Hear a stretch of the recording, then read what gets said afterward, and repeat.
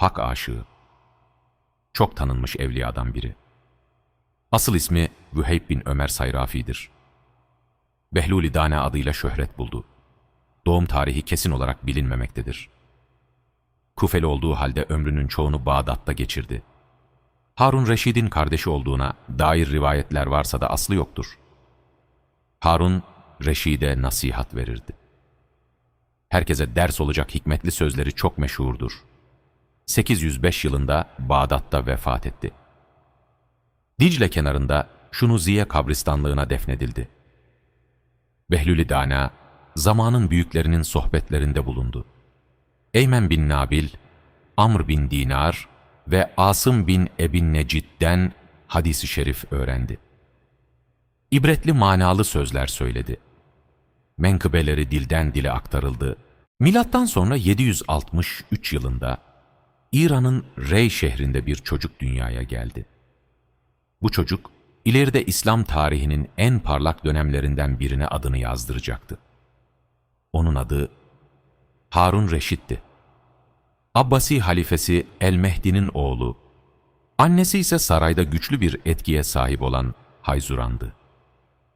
Genç yaşta aldığı eğitim ve devlet işlerine erken katılmasıyla dikkat çekti. Yıl 786, Harun Reşid henüz 23 yaşındayken Abbasi tahtına geçti. Böylece İslam dünyasının kaderi değişmeye başladı. Harun Reşid'in döneminde Bağdat sadece bir şehir değil, bir medeniyetin kalbi oldu. Saraylar, kütüphaneler, bilim merkezleri, hepsi onun vizyonuyla şekillendi. Beytül Hikme adlı büyük bir ilim merkezi kuruldu. Burada Yunan filozoflarının eserleri Arapçaya çevrildi, bilimsel düşünce yeni bir çağ başlattı. Onun adı sadece doğuda değil, batıda da yankılandı. Frank İmparatoru Şarlman ile mektuplaştı, hediyeler gönderdi. Diplomasisi kadar hikmet arayışı da derindi. Ama Harun Reşid'i sadece bir hükümdar olarak görmek eksik olur. O zaman zaman sarayından çıkar, halkın arasına karışırdı. Kimi zaman sokaklarda tebdili kıyafetle dolaşır, kimi zaman da bilgelerle sohbet ederdi. İşte bu sohbetlerin en meşhurlarından biri de Behlül Dana ile yaptığı diyaloglarıdır. Behlül, sarayın görkemini aldırmadan hakikati dile getiren bir dervişti. Harun Reşid ise onun sözlerinden hikmet devşiren bir kalpten ibaretti. Her sultan gibi onun da bir sonu vardı.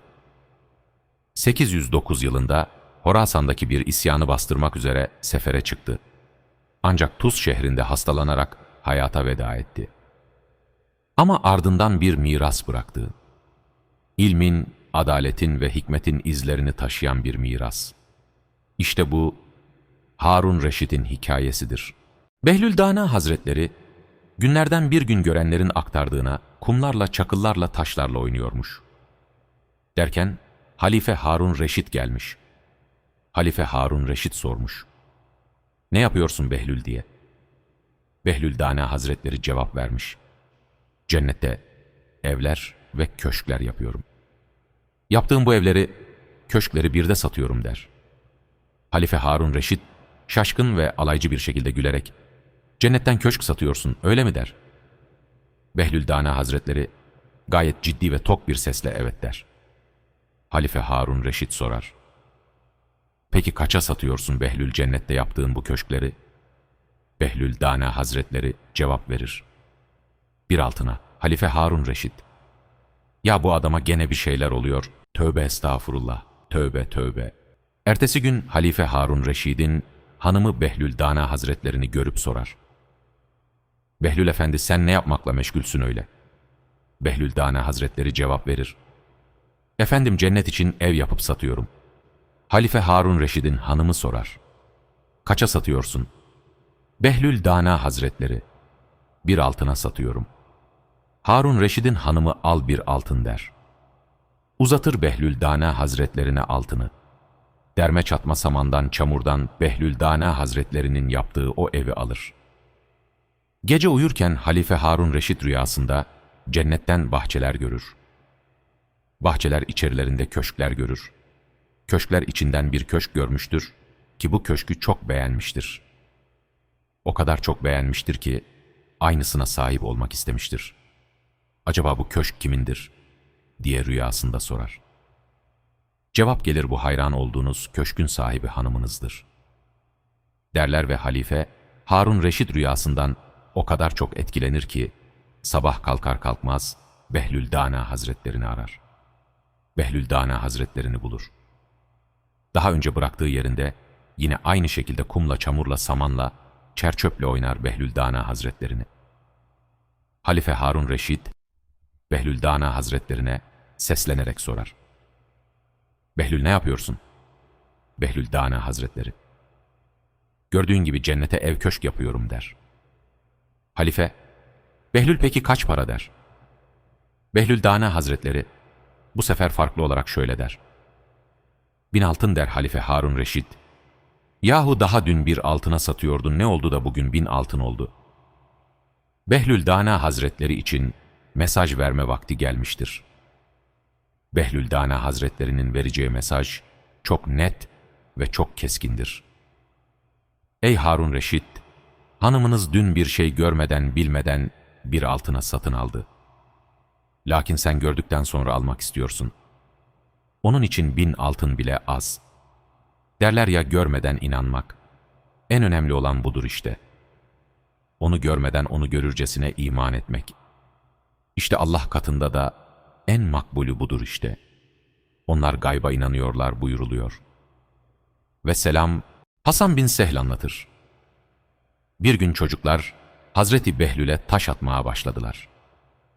Taşın birisi vücudunu kanatınca, ey çocuklar, ben Allahü Teala'ya tevekkül ettim. O elbette bana kafidir. O ne güzel vekildir. Ancak Allahü Teala'ya yaklaşmak insana rahatlık verir. İnsanlara eza ve cefa yapanlar hiç merhametli olur mu dedi. Ben dayanamadım. Ey Behlül, çocuklar sana taşla vuruyorlar. Sen onlara merhamet ediyorsun. Bu nasıl iştir dedim. O da, sus. Allahü Teala benim üzüntü ve acımı, onların da sevincinin çokluğunu elbet biliyor. Bazımıza bağışlaması umulur buyurdu. Abdullah bin Mihran anlatıyor. Harun Reşid hacca gitti. Dönüşünde bir müddet Kufe'de istirahat etti. Sonra yola çıkacağı zaman herkes kendisini yolcu etmek için sokağa döküldü. Behlül de çıkmıştı. Çocuklar onunla oynayıp eğleniyorlardı. Tam o sırada Harun'un develer üzerinde muhteşem kafilesi gözüktü. Çocuklar da Behlül'ü bırakıp onun seyrine koyuldular. Tam Harun'un geldiği sırada Behlül yüksek sesle, ''Ey Harun!'' diye seslendi. Harun perdeyi kaldırarak, ''Buyur Behlül, ne istiyorsun?'' dedi. Behlül, ''Ey müminlerin emiri! Eymen bin Nail, Kudame bin Abdülamir'den bize şöyle haber verdi ve dedi ki, ben Resul-i Ekrem'i Arafat'tan dönüşte görmüştüm. Kızıl bir deveye binmişti. Yanında kimse dövülmediği gibi kimse de kovulmazdı. Yol verin, yol verin diyen münadileri de yoktu. Sen de bu usule riayet eyle. Bilmiş ol ki tevazuyla yolculuk etmen, kibir ile seyahatinden hayırlıdır. Behlül Dana yine, Bağdat ve etrafını nurlandırıp aydınlatacak hediyeler götürüyor musun dedi. Halife, bu hediyeler nasıl olur deyince Behlül Hazretleri, insanlara Allahü Teala'nın sevgisini, ondan korkmayı, onlara örnek olacak şekilde hal ve hareketler, onlar hakkında temiz ve güzel düşüncelere sahip olmak en güzel hediyedir, dedi. Bunu dinleyen Harun Reşid ağlayarak, ey Behlül, biraz daha anlat, dedi. Behlül, memleketinin bir köşesinde bir mazlum zulme uğrasa, sen memleketin diğer köşesinde bile olsan, Allahü Teala bunun hesabını senden soracak. Allahü Teala Kur'an-ı Kerim'de mealen, şüphesiz ki iyiler naim cennetindedir, kötüler ise cehennemdedir buyurdu. İnfitar Suresi 13-14. Ahirette cennet veya cehennem dışında gidilecek üçüncü bir yer yoktur. O halde hazırlığını buna göre yap, dedi. Halife, amellerimiz hakkında ne dersiniz diye sordu. Behlül Hazretleri, Allahü Teala'dan korkarak ve emrettiğine uygun olarak yapılan amel makbuldür buyurdu. Halife, Peygamber Efendimizle akrabalık olarak yakınlığımız hakkında ne dersiniz diye sordu. Behlül, Peygamber Efendimiz'e akrabalıktan ziyade bildirdiği hükümlere bağlılıkta yakın olmak daha mühimdir dedi. Halife, Peygamber Efendimizin şefaatine kavuşabilecek miyiz deyince de Behlül, onu Allahü Teala bilir buyurdu. Halife, nasıl yaşayalım diye sordu. Behlül, Allah'tan kork, her halinde Muhammed Aleyhisselam'ın sünnetine tabi ol. Bu durumda en karlı yolu seçmiş olursun dedi. Halife, çok güzel söylüyorsun, şu hediyemi kabul et dedi. Behlül Hazretleri de, onu kimden aldınsa ona ver. Dünyadaki sahipleri yakana yapışmadan önce verenin yoluna harca. Bunu burada yap. Ahirete kalırsa onlara bir şey bulup veremezsin, razı edemezsin diye cevap verdi. Parayı almayınca Harun Reşid, para borcun varsa onu ödeyelim dedi. Behlül, Küfe'de birçok ilim sahipleri vardır. Borç ile borcun ödenmeyeceğinde ittifak etmişlerdir dedi. Harun Reşid, bari ihtiyacını temin edelim deyince Behlül Hazretleri, Allahü Teala senin Rabbin olduğu gibi benim de Rabbimdir. Seni hatırlayıp beni unutması muhaldir buyurdu. Harun Reşid bu sözleri işitince ağladı. Halife Harun Reşid bir gün Behlül-i Dana ile sohbet ederken, ''Ey Behlül, sana sarayımda bir oda ve hizmetçiler vereyim. Yeter ki bu eski elbiselerden kurtul, yenilerini giy, insanlar arasına karış.'' dedi. Bunun üzerine Hazreti Behlül, ''Müsaade ederseniz bir danışayım.'' dedi. Halife, ''Kime danışacaksın, kimsen yok git.'' diye cevap verdi. Behlül de, ''Ben danışacağım yeri biliyorum.'' dedi ve oradan ayrıldı. Harun Reşid arkasından adamlar salıp danışacağı yeri öğrenmek istedi. Behlül gide gide şehir dışında bir mezbeleliğe gitti. Başını eğip bir şeyler dinlermiş gibi yaptı. Bir şeyler söylendi. Daha sonra oradan ayrıldı. Saraya yöneldi. Sultanın adamları ondan önce saraya dönüp hadiseyi halifeye bildirmişlerdi. Behlül huzura girince Halife Harun Reşid ona, ''Ey Behlül, söyle bakalım vereceğin cevabım bu.'' dedi. Behlül, ''Danıştım efendim. Lakin insanlar arasına karışmam mümkün değil.'' dedi. Halife heybetle, ''Ey Behlül, sen gidip çöplere danışmışsın, haberim oldu.'' dedi. Behlül de, ''Doğru söylüyorsun, ben de onlara danıştım. Onlar bana cevap verdiler ve ''Ey Behlül, biz de vaktiyle en güzel ve nefis yiyecekler idik. Bütün güzellikler bizdeydi. Sevgi ve itibarımız çoktu. Ne zaman ki insanlar arasına karıştık, işte bu hale geldik, çöpe atıldık. Sen de sakın insanların arasına karışma.'' dediler. Bu sözlerdeki ince manaları anlayan Harun Reşid, ''Haklısın.'' deyip düşüncelere daldı. Behlül bir gün Harun Reşid'in taht odasını boş buldu ve çıkıp tahta oturuverdi. Bunu gören askerler onu kamçıyla dövmeye başladılar. Askerler vurdukça o, ''Vah Harun Reşid, vah Harun Reşid.'' diyordu. O esnada halife geldi ve manzara karşısında donup kaldı. Askerleri uzaklaştırdıktan sonra, ''Ey Behlül, bu ne hal?'' diye sordu. Behlül, ''Senin için ağlıyorum. Burada tahtı boş bulup bir an oturdum. Bu kadar kırbaç yedim. Sen ise senelerdir bu tahtın üzerinde oturuyorsun. Halin ne olur diye düşündüm.'' Harun Reşid, ''Peki ne yapmam lazım?'' dedi. Behlül, ''Madem ki bu yükün altına girdin, zulme meyletme. Adalet üzere ol. Böylece tahtında otur.'' buyurdu. Bir gün Behlül-i Dana'nın evine hırsız girmiş, evde ne bulduysa götürmüştü. Doğruca kalkıp kabristanlığa gitti ve kapısına oturdu. Bunun farkına varanlar başına toplanıp, ''Niçin hırsızın peşinden gitmedin de buraya geldin?'' dediler. Onlara, Yolunu şaşırmış o adamcağızı burada bekliyorum diye cevap verdi. Bu söze oradakiler kahkahayla güldüler ve hay Allah iyiliğini versin, o adamın burada işi ne dediler. Bunun üzerine Behlül Hazretleri, siz hiç merak etmeyin, o mutlaka bu kapıya gelecek. Ecel onu buraya getirecektir buyurdu. Bu sözler üzerine herkes derin düşüncelere daldı. Bir zaman Bağdat'ta fiyatlar çok yükselmişti. Hayat pahalılığı çekilmez bir hal aldı. Muhammed bin İsmail bin Ebi Fudayl gelerek, ''Ey Behlül, Müslümanların ve bütün insanların, hatta hayvanların rahatlaması için Allahü Teala'ya dua etmez misin?'' dedi. O şöyle cevap verdi. ''Allahü Teala'ya yemin ederim ki ben bu işe karışmam. Eğer bir buğday tanesi bir dinar olsa, bize emrettiği gibi Allahü Teala'ya ibadet etsek, o bize vaad ettiği gibi rızkımızı verir.'' Sonra ellerini birbirine vurarak, ''Ey dünyayı ve süslerini toplayan, gözleri uykudan lezzet almayan kimse, nefsinle uğraşıp ahirete bir tedarik yapmadın, kıyamet gününde Allahü Teala'ya ne cevap vereceksin?'' dedi. Behlül Dana Hazretlerinin Halife Harun Reşid'e bir nasihati de şöyle oldu.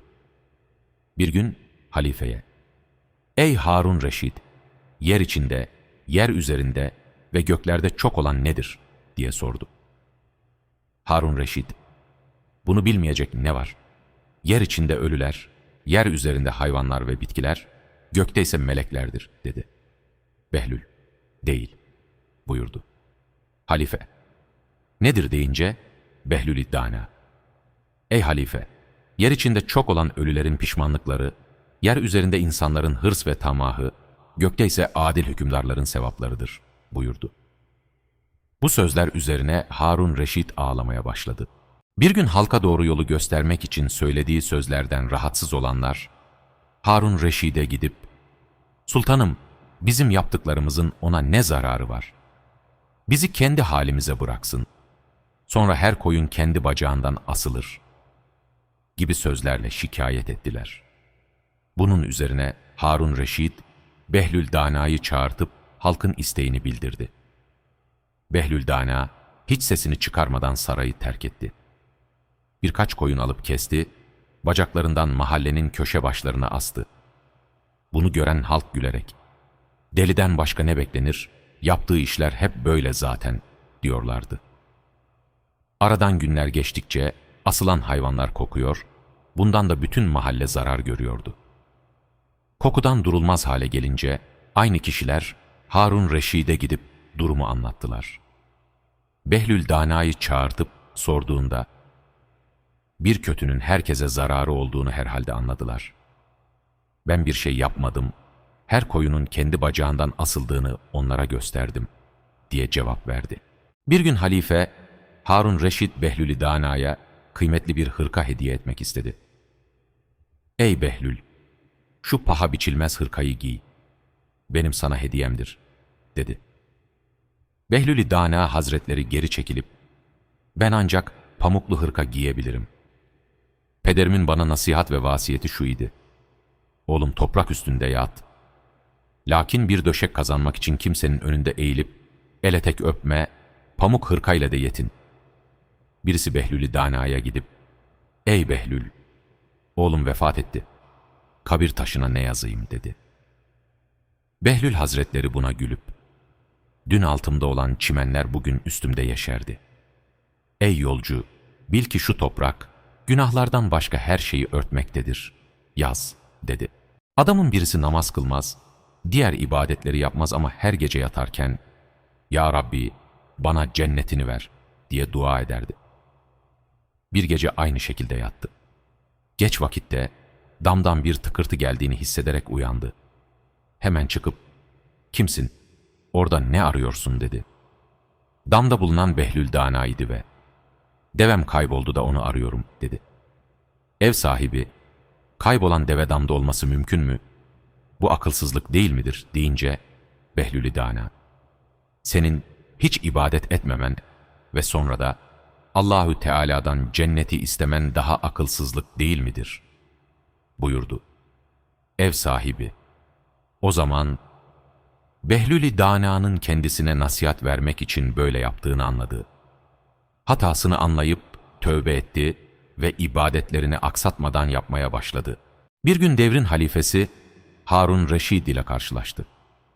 Halife, "Seni gördüğüme çok sevindim. Çünkü uzun zamandır seninle konuşmayı arzu ediyordum," dedi. Hazreti Behlül güldü ve "Benim böyle bir arzum yoktu," cevabını verdi. Buna rağmen Harun Reşid kendisinden nasihat istedi. "Ne nasihatı istiyorsun? Şu sarayına bak, bir de kabirlere bak. Bunlardan ibret almayan, nasihat almayan nelerden alır? Halin ne olacak? Ey müminlerin emiri! Yarın Cenab-ı Hakk'ın huzuruna çıkacaksın. Büyük küçük yaptığın her şeyden sual olunacaksın. Bunlara nasıl cevap vereceksin? İyi düşün. Bu hesap zamanında aç ve susuz olacaksın. Çıplak bulunacaksın. Orada bulunanlar sana bakıp gülecekler. Perişan halin orada meydana çıkacak, başka nasihatın ne yapacaksın?" dedi. Adaletiyle meşhur olan Harun Reşid, onun nasihatlarından çok istifade ettiğini bildirdi. Behlül-i Dana Hazretleri bir gün Bağdat sokaklarından birinde giderken, iki kişinin kıyasıya kavga ettiklerini gördü. Biri diğerine ağza alınmayacak şeyler söylüyordu. Behlül-i Dana onun yanına yaklaşıp, "Sen bize gel ne söylersen, söyle lakin bizden bir tek kelime karşılık alamazsın," dedi. Öfkeden deliye dönmüş adam birden durdu ve "Ey Behlül, beni o mağlup edemedi. Lakin sen mağlup ettin," dedi. Böylece kavgacılar dövüşü bırakarak hatalarını anladılar. Oyun için yaratılmadık Behlül-i Dana. Bir gün Bağdat sokaklarından birinde giderken oynayan çocuklar gördü. Çocuklardan biri ise bir köşeye çekilmiş onlara bakıyor ve ağlıyordu. Behlül-i Dana o çocuğun yanına gitti ve "Ey çocuk, niçin ağlıyorsun? Gel sana bir şeyler alayım da sen de arkadaşlarınla oyna," dedi ve çocuğun başını okşadı. Çocuk bakışlarını Behlül'e çevirdi ve "Ey aklı az adam, biz oyun için yaratılmadık," dedi. Behlül bu söze şaştı ve çocuğa "Ey oğlum, peki niçin yaratıldık?" diye sordu. Çocuk, "Allahü Teala'yı bilmek ve ona ibadet etmek için," dedi. Behlül Hazretleri, "Peki bunun öyle olduğunu nereden biliyorsun?" diye sordu. Çocuk, Mü'minun suresinin 115. ayet-i kerimesini okuyuverdi. Mealen: "Sizi ancak boşuna yarattığımı ve gerçekten bize döndürülmeyeceğinizi mi zannettiniz?" Hazreti Behlül tekrar, "Ey çocuk, sen hakimane konuştun, bana biraz daha nasihat et," dedi ve ağlamaya başladı. Kendinden geçmişti. Kendine geldiğinde çocuğa, "Ey oğlum, senin günahın yok. Sen bir çocuksun. Nasıl oluyor da böyle düşünebiliyorsun?" diye sordu. Çocuk da, "Ey Behlül, babamı ateş yakarken gördüm. İri odunları küçük çırpılarla tutuşturuyordu. Ben de cehennemin yanan küçük odunlarından olacağımdan korkuyorum," dedi. Bu sözler üzerine Behlül-i Dana Hazretleri tekrar ağladı. Kendinden geçti. Kendine geldiğinde çocuğu yanında göremedi. Oradakilere bu çocuğun kim olduğunu sordu. Onlar, "Tanımadın mı?" dediler. Behlül, "Hayır," deyince onlar, "Bu Hazreti Hüseyin evladından seyit bir çocuktur," dediler. Behlül de, "Ancak böyle bir ağacın meyvesi bu kadar olgun olabilirdi," deyip oradan ayrıldı. Bir gün Harun Reşid, Behlül ile görüşmek, hikmetli sözlerini duymak istedi. Bu şekilde adamlarını gönderip Behlül'ü getirmelerini söyledi. Gidenler Behlül'ü boş bir mezar içinde uyur buldular.